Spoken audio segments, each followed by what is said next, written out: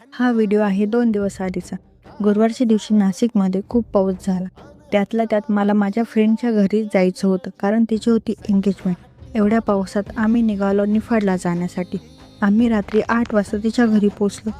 मग दुसऱ्या दिवसाची तयारी केली. जेवण करून आम्ही झोपून घेतलं. सकाळी लवकर उठून आधी आम्ही मंदिरामध्ये गेलो. आदल्या दिवशी खूप पाऊस झालेला होता, त्यामुळे वातावरण खूप छान झालेलं होतं. नंतर आम्ही निघालो पार्लरमध्ये जाण्यासाठी. पार्लरमध्ये आलो, इथे तिचा मेकअप स्टार्ट झाला. मेकअप झाल्यानंतर आम्ही निघालो लॉन्सवर जाण्यासाठी.